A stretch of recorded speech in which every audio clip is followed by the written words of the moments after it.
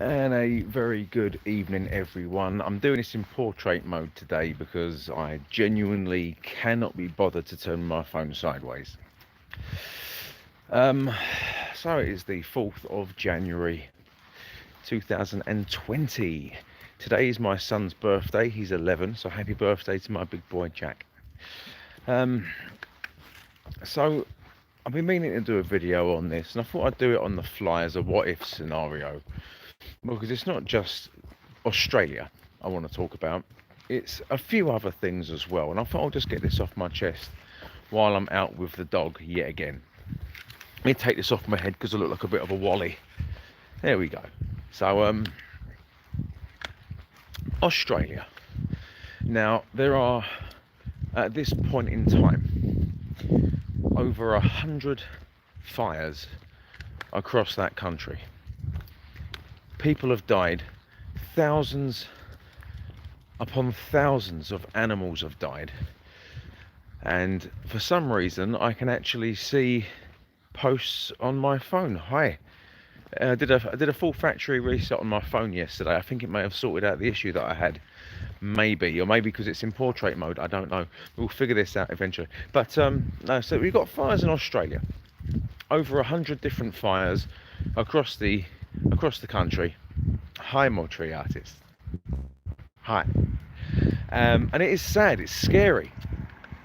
I think at this point it's been said that an area cumulatively,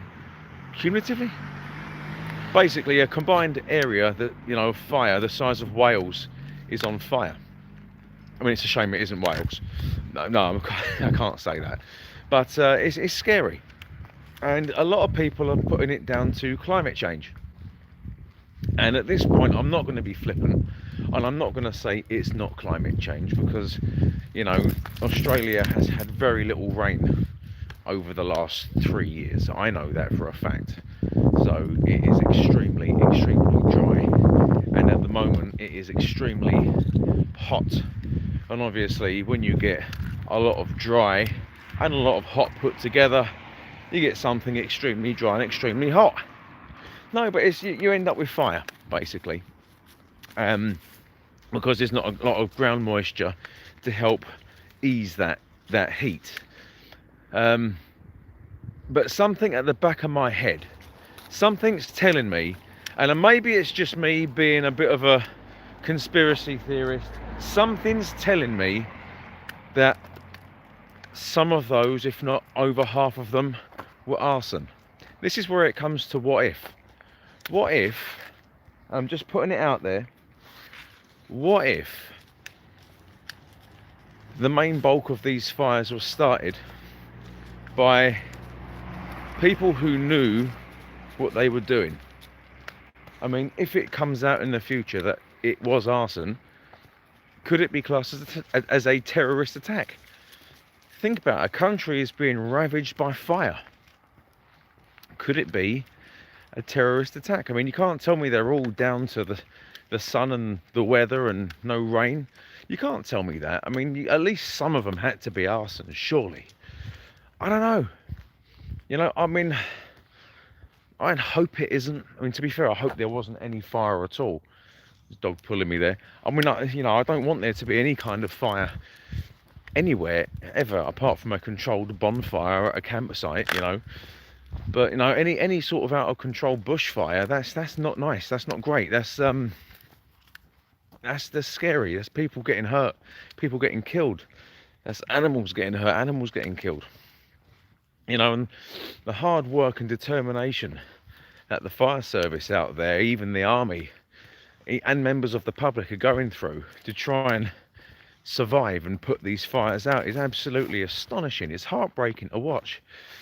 But what if some of that was arson? I can tell you now, I hope that if any of that was arson, whoever started those fires died. And I'm not one to wish death on anyone.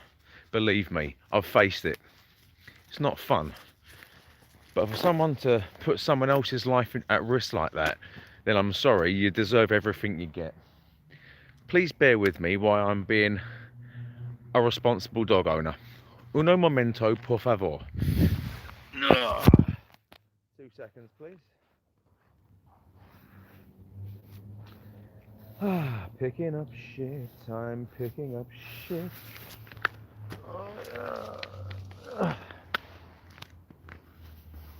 I'm picking up shit. I'm picking up shit. Yes, I am. I'm picking up shit. And we're back in the room.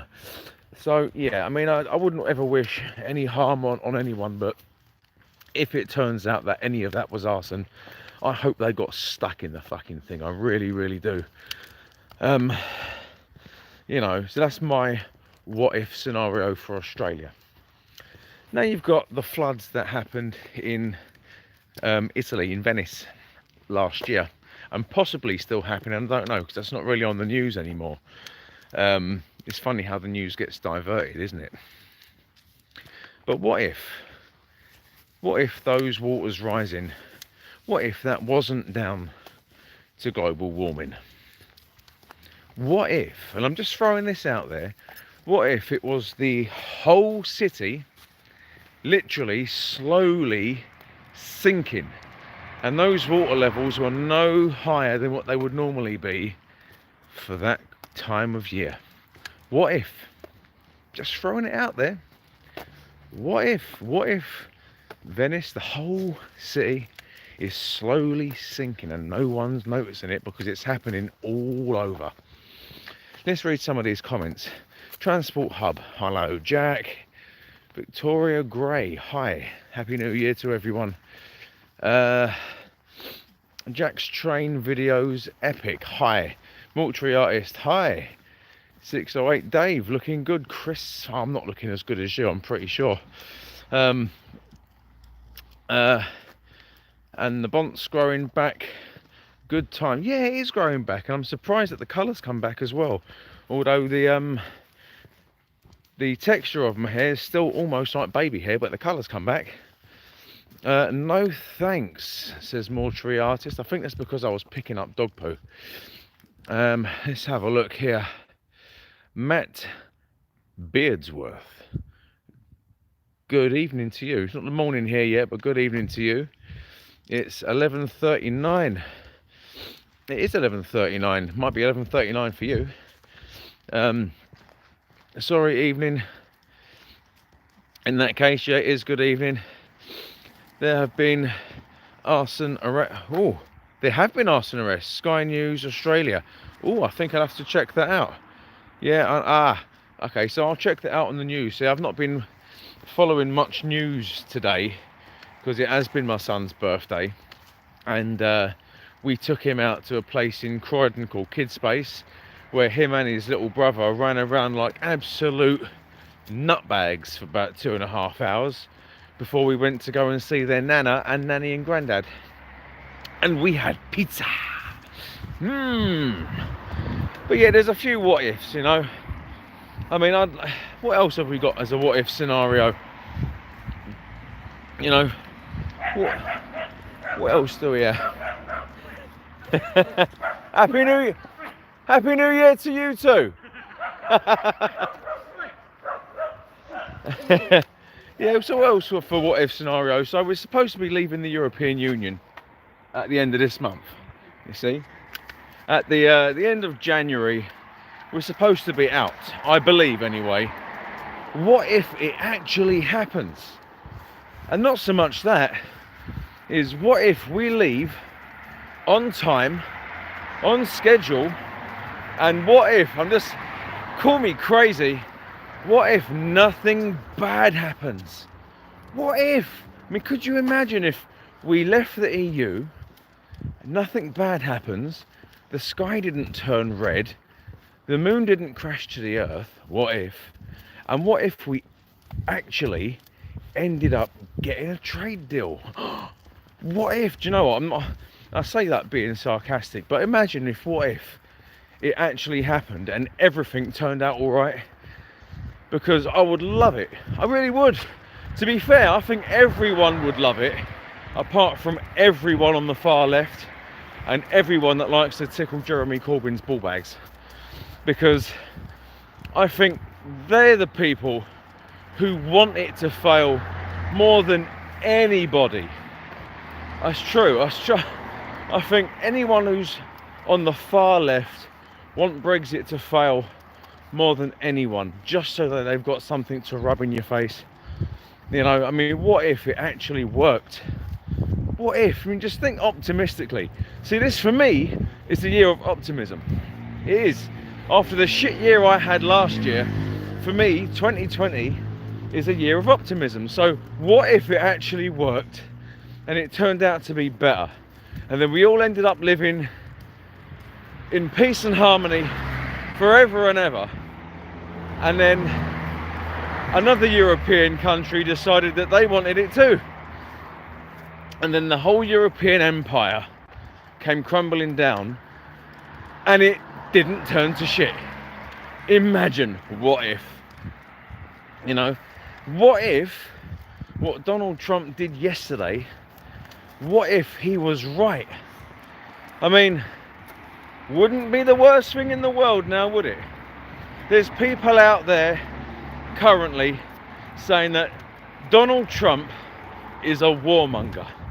They're saying that he shouldn't be sticking his oar in other countries' affairs, ordering assassinations of people. He should be keeping his nose out of the Middle East, is what people are saying about Donald Trump. This is what I think. Alright, what if he's right? Just imagine, if you will, for 1 second. Cast your mind a blank and imagine this, okay? If Adolf Hitler was alive today, yeah, just imagine, and he was the leader of the Nazi Party, and remember, it wouldn't have existed back then. Imagine it all happened now, and imagine that this one Adolf of Hitler then decides to do what he wanted to do in 1939 and eliminate an entire religion, you know, Judaism.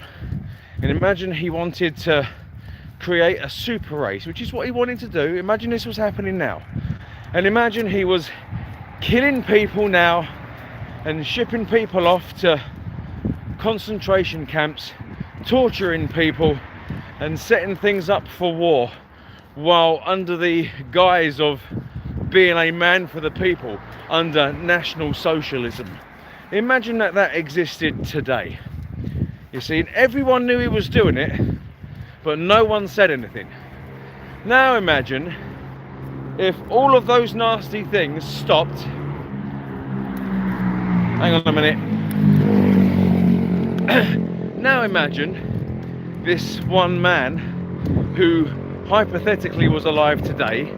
Imagine all of those nasty things that he was doing today, again, all hypothetical, all came to an end because Donald Trump decided to send a drone his way and send a rocket up his arse and kill him. Don't you think, I'm just putting this out there, that by intervening and sticking his nose where it shouldn't be, that he would be saving hundreds, if not hundreds of thousands, potentially millions of people's lives?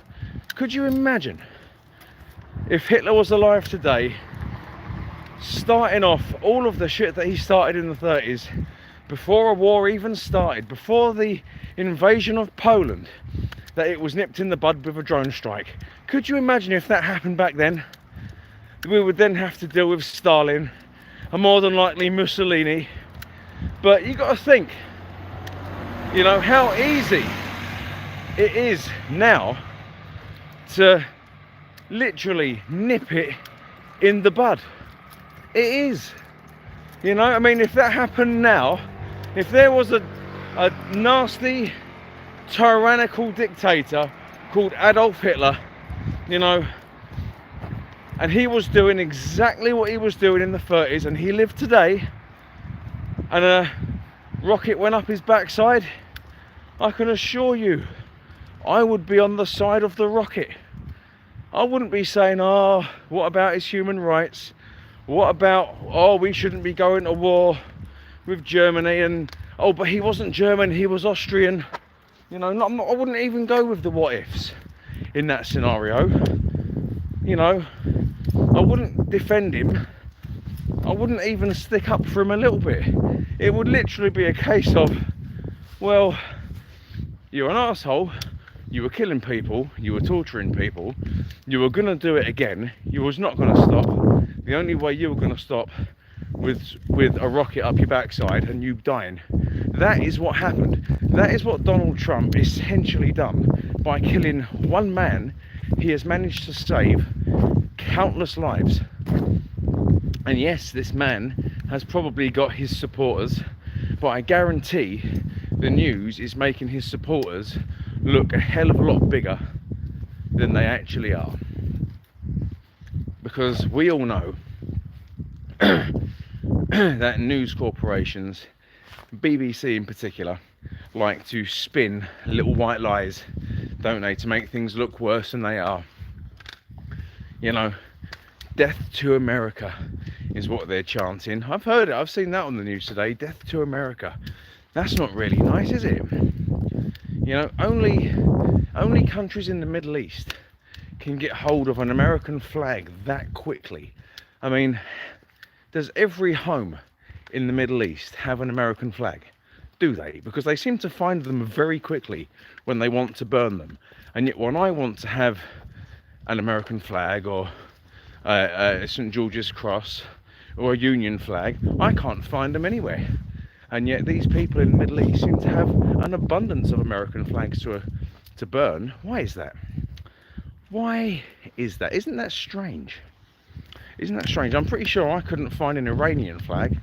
I mean, what I'm saying now, I'm reconnecting. I'm sorry if this disconnects because I'm connected to the Wi-Fi while I'm outside. You can get away with that blatant level of racism.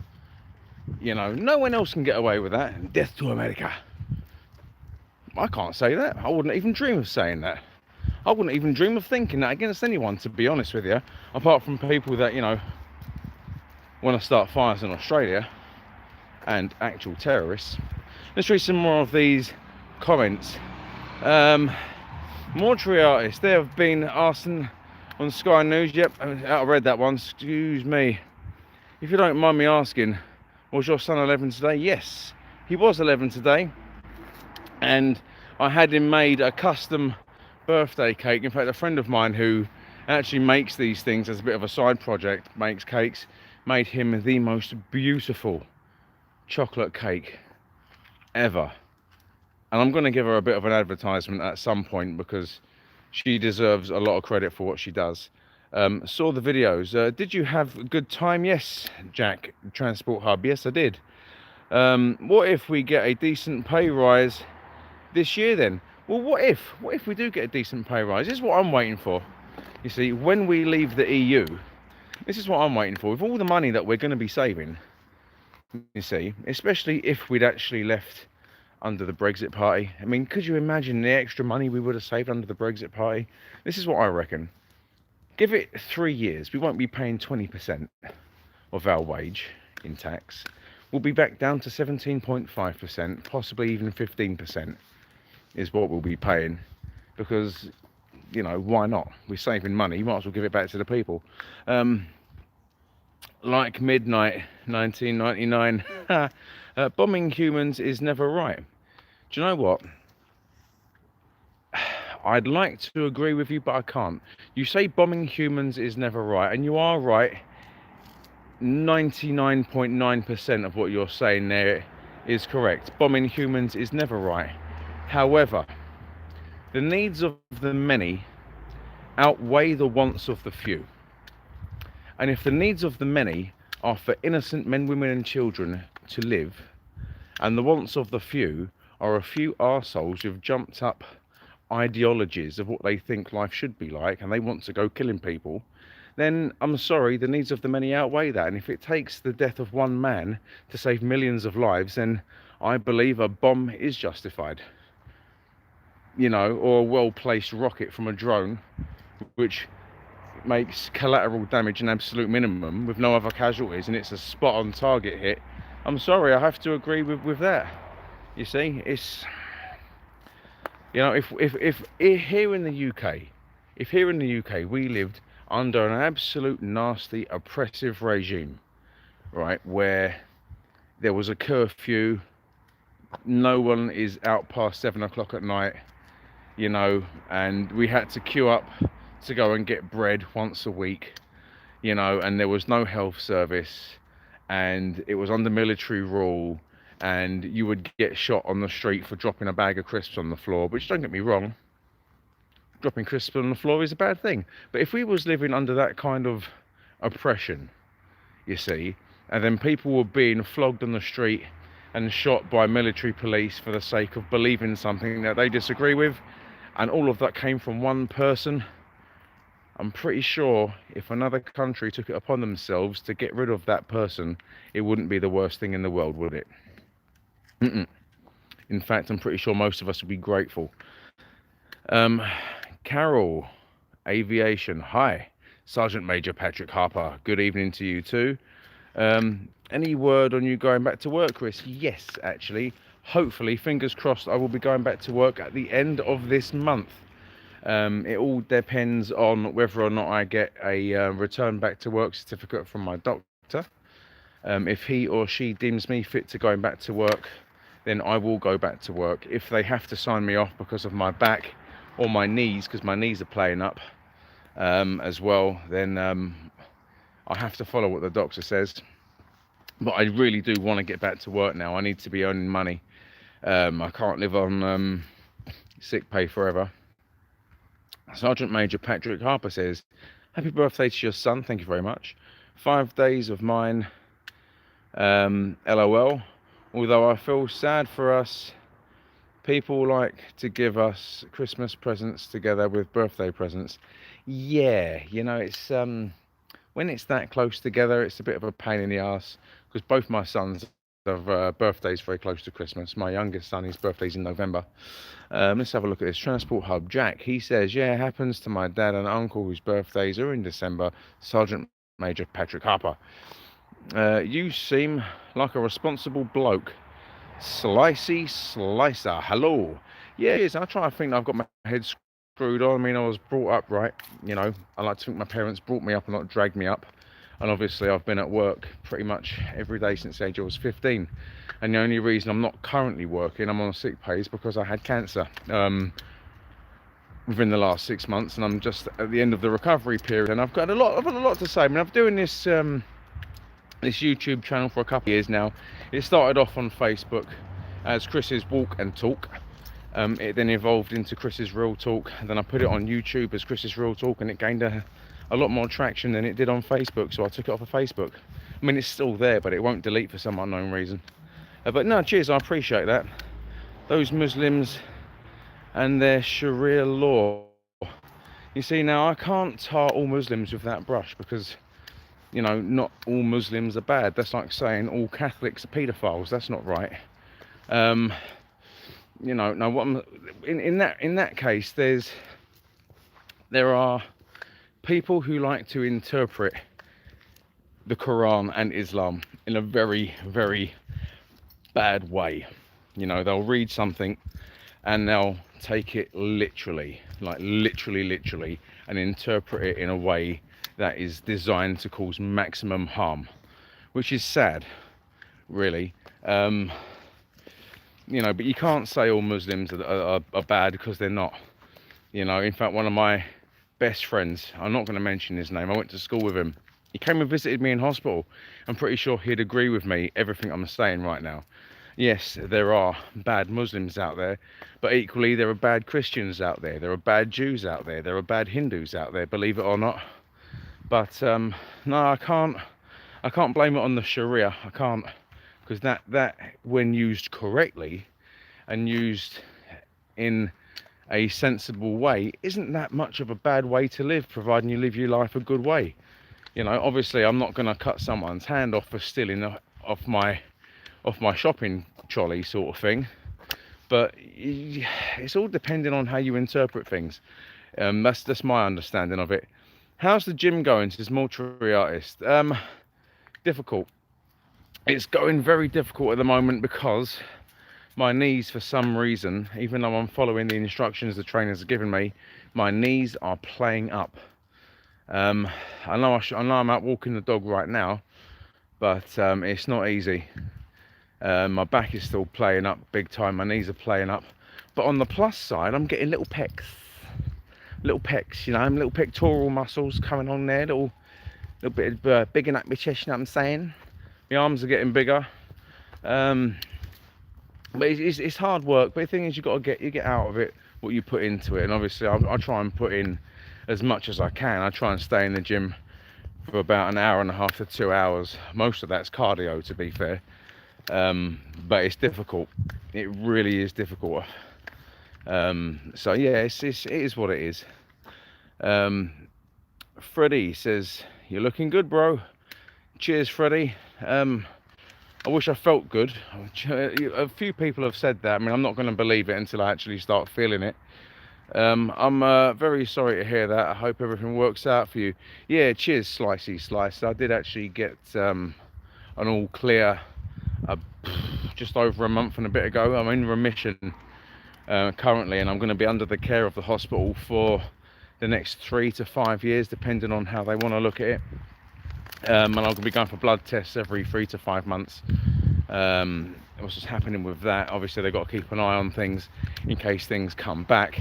What I'm going to do now is, if you like this channel, if it's the first time you've seen this channel, you've just discovered me, then you know, I'd appreciate if you just drop a subscribe there, you know. And I've got loads of videos. In fact, most of what I've been through in regards to the cancer, I've documented from start to finish. And which is difficult for me to do, but obviously I said I would try and give people the reality of cancer, and that's what I tried to do. So, you know, if that you might find interesting, you know, go and check those videos out, give them a like and give them a share, show a little bit of love. No one appreciates that more than I do, believe me. But there's a lot on this channel for people to talk about and get their teeth get their teeth sunk into, because I talk about all kinds of weird shit. Transport Hub Jack, yeah, your page is still on Facebook. Strange it won't delete. Yes, I know it's strange it won't delete. It's getting right on my tits and I cannot get rid of it, but I'm going to try again. I've been trying to do it on my phone, which might be the problem. If I go onto the actual website, I'll try and delete it that way. Sergeant Major Patrick Harper says, but you do look quite good, especially with the hair. You look like your old self. Well, I don't know, I look a bit gaunt in the face. You wait until my hair actually comes back and I have an actual style. Extremism in every religion, says 608 Dave 1. Yes, this is true. There is extremism in every religion. It's very true. In fact, if you want to look back in history, one of the earliest forms of extremism, I believe, was the Spanish Inquisition, where basically if you didn't believe what they believed in any way, shape or form, you were executed there and then. So yeah, that's there is extremism in every religion, and it does go back a very, very long way. You're doing great, Maka. Seeking truth. Cheers for that. I'm on the bus. I'm watching this live. That'll do, Freddie. Nothing like watching me live. You know, like I keep saying to people, 99.9% of all my videos are live. You know, I mean, I've actually got a whole introduction sequence and everything. Did you know that? No one ever gets to see it because I never do any pre-records. I never do. I never do pre-records and I never do any editing, which is why no one ever sees my little intro sequence. It's got music and all sorts. But no, I've even changed it a couple of times. That's how little I use it. But no, watch me live. It's the best way because you get to see me a lot of the time as well. We appreciate you sharing it, Chris. Says Mortuary Artist. You know what? It's the least I could do. Because if with me sharing what I've been through last year helps to save just one person, if it helps me to literally get one person to go to the doctors and get a checkup, then as far as I'm concerned, that's a win. That's all it takes. I mean, I mean, Slicer, I believe that's your name because I can't see anything on the screen at the moment. All I'm going to say to you, no matter who you are, no matter who you are, if you discover a bleed that you shouldn't have from your back passage, don't assume that it's just a hemorrhoid. Don't assume that it's maybe a fissure. Don't assume it's harmless. Go to a doctor. Seriously, I did, and it saved my life. What can I say? So yeah, I mean, then for me that's a win. Then if a person ends up sharing that video that they watched and it ends up helping someone else, then again that's a win. That's a beautiful thing. That's two people that I've helped to see a doctor and save. So yeah, it's all about helping and sharing the love. I have 223 videos, 223 videos, including this one, as I have them all in a playlist. Wow! I say I have, he actually said you. I have that many videos? Wow! I know channels with half this amount of videos that I've got over 500,000 subs. And here I am on 1,224. But the difference is I read all my comments and I engage with all of you wonderful subscribers live. See, and there's the difference, is I value the people that subscribe to my channel and I talk to you on a personal basis. I don't just spew out the same old crap over and over again without giving you guys any thought. Because without you guys, this channel wouldn't exist. Sergeant Major Patrick Harper says, Chris, I don't know if you watched it, but do you remember that TV show Double Decker Driver School with Arriva? Yes, I do. I watched it, and I can tell you now, I was shocked to the core with some of the driving or lack thereof driving ability of some of those drivers. You know, I mean, not being funny, to be a bus driver you need to have a driving license.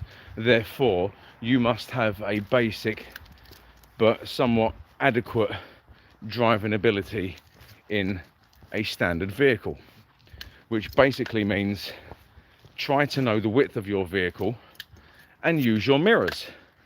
And the amount of times I saw on that program people not using their mirrors to their advantage, steering either too early or steering too late, not knowing how wide a bus is, you know, and it's quite a big vehicle, you see. And yes, I do remember that actually very well. I just wish that sort of program was training with me sort of thing. That would have been cool. I watched that. It says Transport Hub. The Crusades took place were also quite extremist. Yes, that's exactly what I said. The Crusades as well. You know, you didn't just have the Spanish Inquisition. You also had the Knights Templar that I believe were going on their holy mission across the Middle East to try and recover the Holy Grail. You know, and they ended up going across on coconuts. There's a little Monty Python gag for you there in case anyone didn't get it. But yeah, even the Crusades, and to be fair, I mean, there weren't that many Templars. I mean, obviously there were quite a few, the Knights Templar, but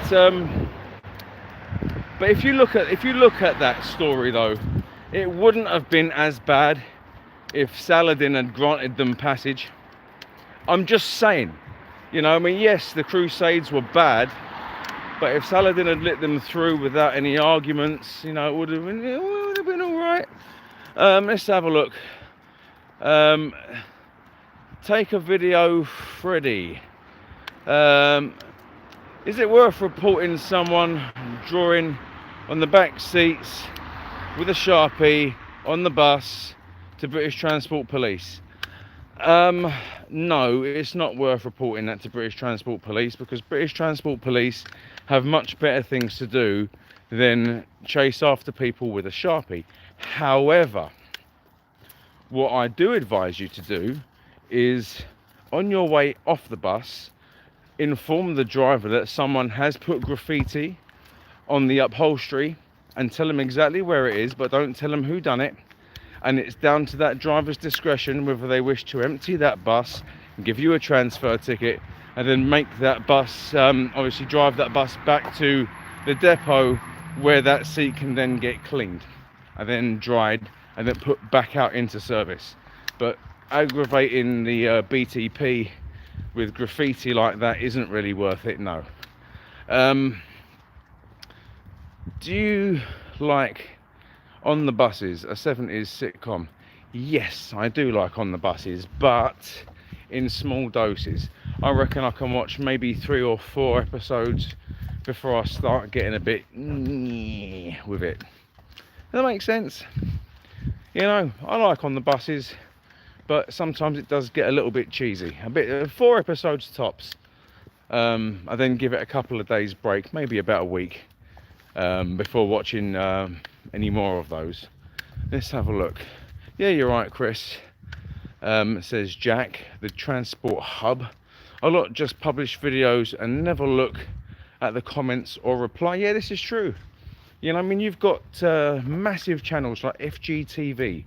You know, they're aimed specifically at children. And my sons watch this ridiculous channel. I can't stand it personally.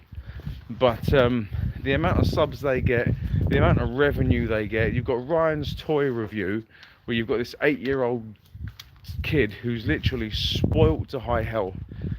And I guarantee they don't actually value their subscribers. They just literally churn out video after video, you know, and don't give you guys any thought.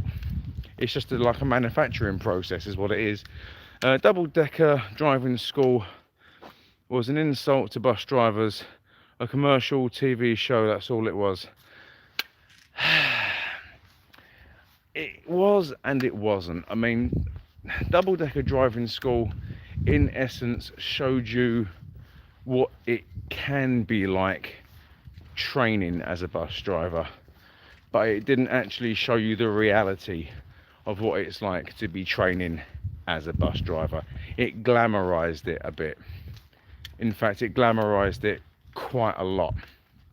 It also doesn't show you the actual real true nitty gritty of what it's like driving a bus. If you want to watch a good film, a good independent film, you might be able to find it on YouTube. It's called Night Bus. That's actually quite good. Yeah, it's an independent film called Night Bus. Go and check that out if you want to watch a film about buses. The coconuts is Sergeant Major Patrick Harper. Yes, it's true. You know. But there you go.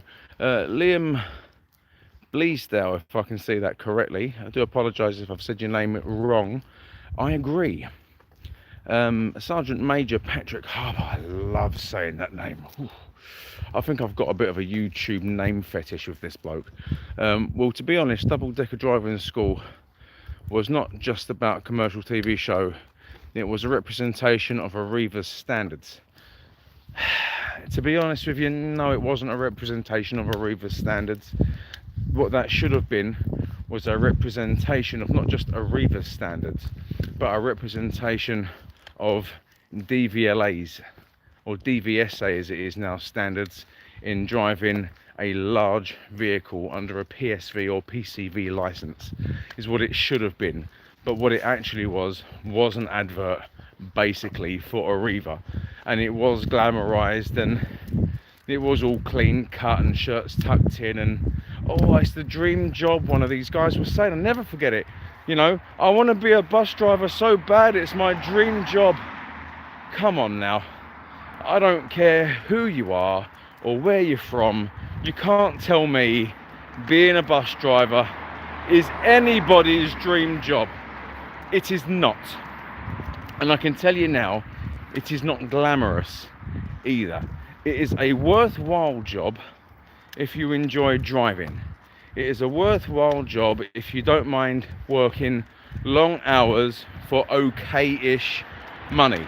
It is an okay job if you enjoy meeting and seeing new people.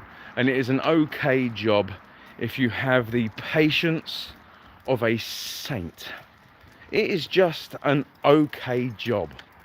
You know, I mean, if I could literally find a new job tomorrow which met any of my many qualifications, and believe me, I have a few which I'm not going to go into on social media because some things are better kept private in that respect. I don't mind sharing my health problems, but I'm not sharing with you my educational standards, although by now I'm pretty sure most of you can ascertain the level of education that I've actually got for someone who looks like I do. It's really strange, wouldn't you agree, that I'm actually highly educated for someone who looks like Phil Mitchell and Jason Statham put together. But no, I mean, it's an okay job. I mean, Arriva was making it look like something that everyone wanted to do, and it was the best thing ever, and that, you know, it's that they were given scripts on what to say. They were literally given bullet points and so we're going to have the camera, you, and you. Make sure you get these keywords in and make it look like you love the place. That's what it was.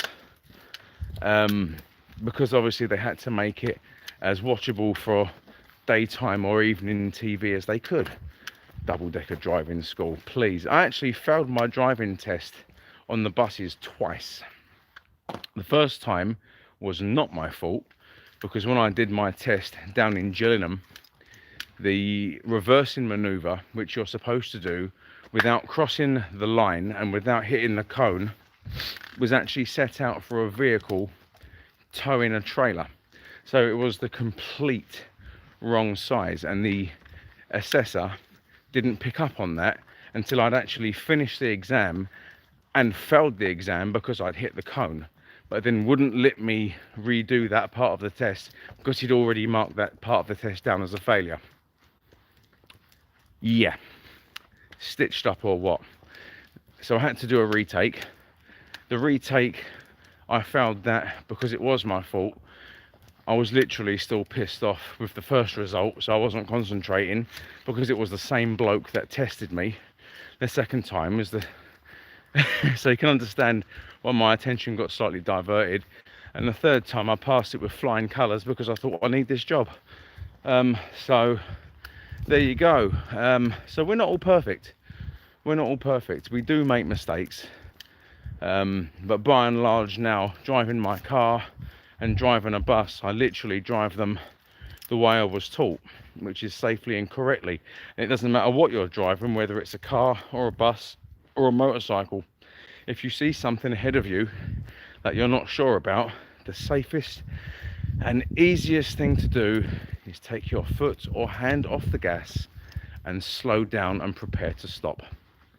That is the easiest thing to do in any vehicle, especially a bus, because the second you take your foot off the gas, the bus begins to brake with what's known as a retarder brake, you know, and that's the best way, the easiest way to drive smoothly is with progressive braking, progressive acceleration, and just, you know, be prepared to stop at a moment's notice. There you go. My other half is trying to phone me. I'm not going to answer her. I'll phone her shortly because I've been out for 45 minutes doing this video, walking the dog, and he's only had one poo, which is why I'm still out here, believe it or not, talking to you guys, because my dog's only done one poo. But we're going back on, let's get back on topic. I mean, what if Arriva, yeah, merged with Go Ahead? Imagine that. You know, what if in 2020, you know, Brexit came true and everything was good and golden? What if, here's one, the National Lottery reduced all of its prices back down to £1 per ticket? Oh, that would be good. I'd play it all the time. What if the National Lottery rolled over every 2 weeks if it wasn't won, and all of that money went back into our education system? Wouldn't that be great? Could you imagine that if the National Lottery, which we all pay for to play, yeah, could you just imagine if no one won the lottery, after 2 weeks, the money that wasn't won went back into the education system. That would be magic, wouldn't it? I mean, if I was Prime Minister, that's something I would push for. I've said it before. I mean, if I had my own party and I was running for Prime Minister, these are the sorts of things that I would do to make our country better. What if that happened? It would never happen, but what if? You see? What if? What if petrol came down to £1 a litre again? I remember when I first got my driving licence and I got my first car back in 2004.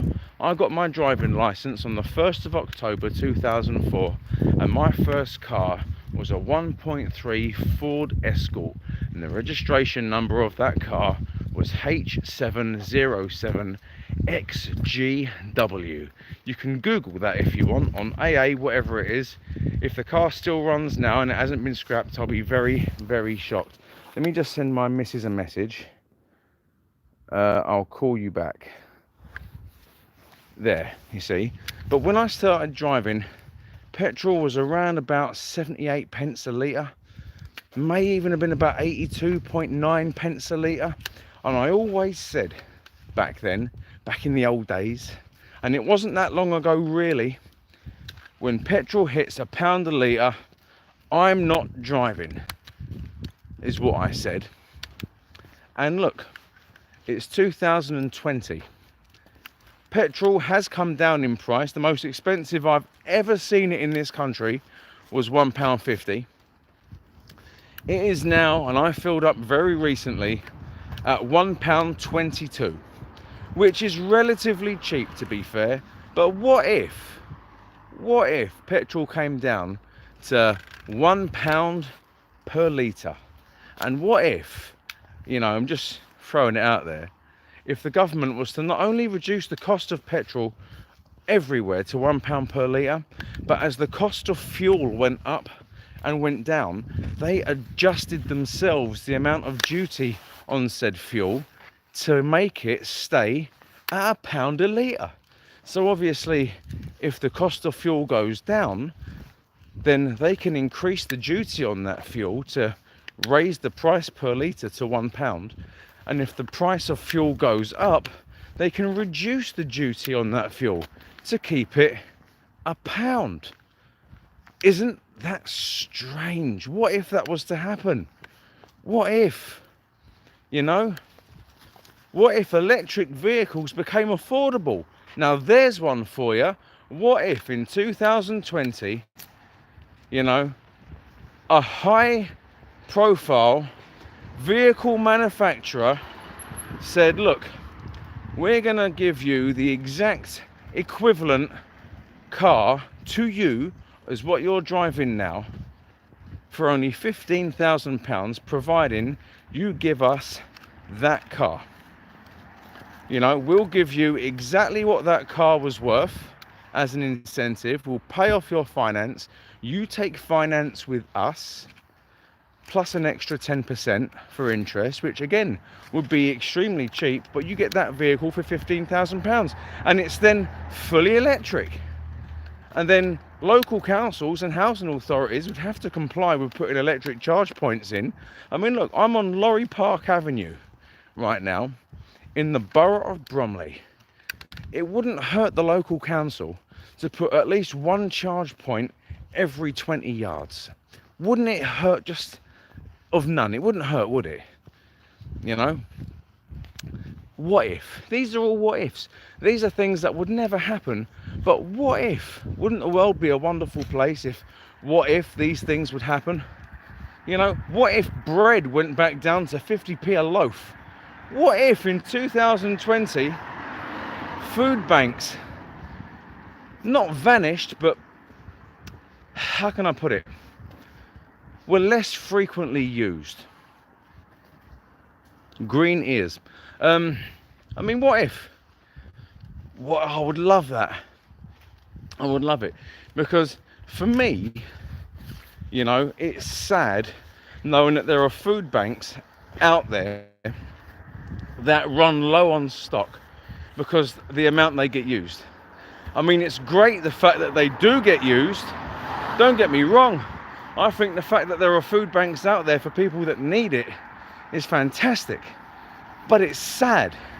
It shouldn't have to be that way. What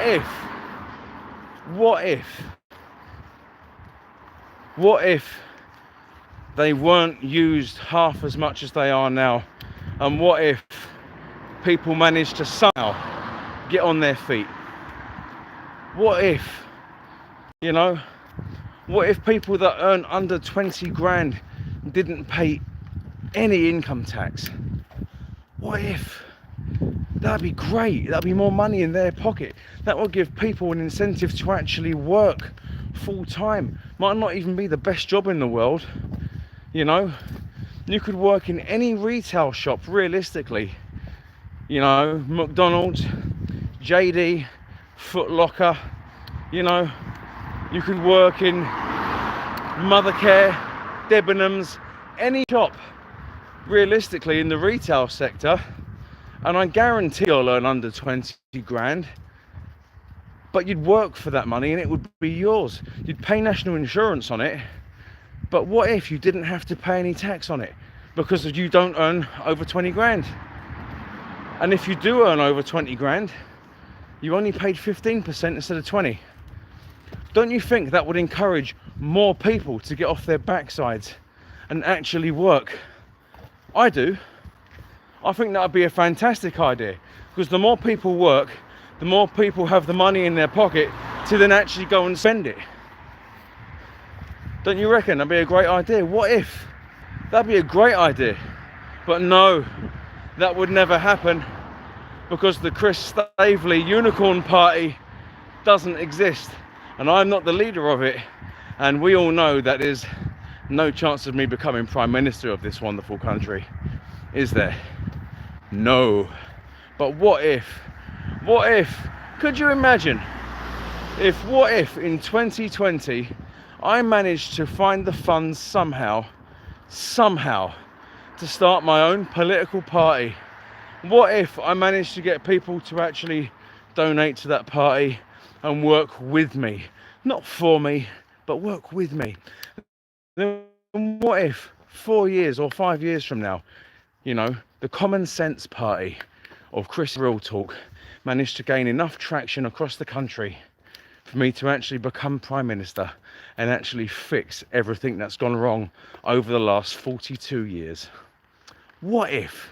But these things would never happen, would they? Nah. Before I go back home, let me read some more of these comments. Night bus is well worth watching, says Jack the Transport Hub. Ha ha ha, to be honest, we are used to it by now, Sergeant Major Patrick Harper. Alvin works at my local Arriva garage in Enfield. He struggled to understand a bit. Yeah. The thing is, you say the word Alvin, all I can think of is chipmunks. Mortriati says, I always wanted to drive a coach. No idea why. Not as a job, just to have a go.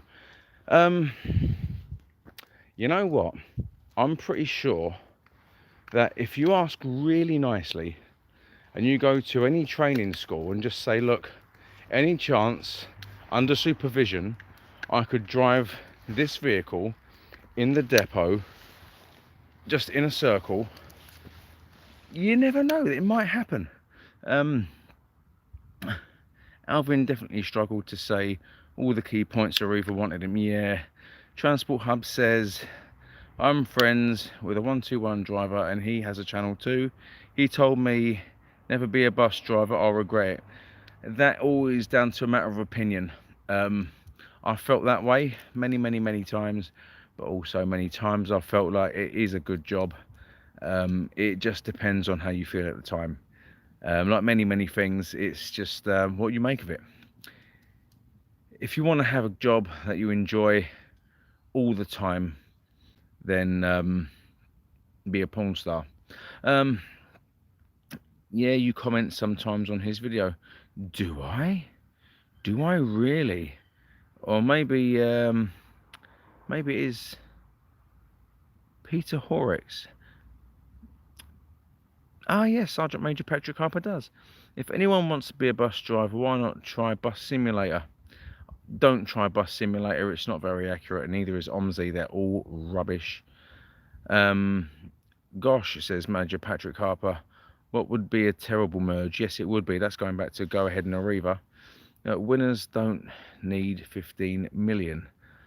No, they don't, to be fair. If you're going to win the lottery, for me, I'm not greedy. I'll be happy with 2 million.